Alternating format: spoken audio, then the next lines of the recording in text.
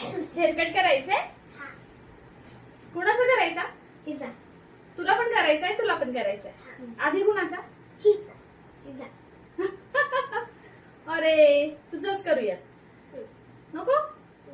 ओ मग आपण काय करायचं? छपाकाटा करूया. हे आलं तर तुझा. हा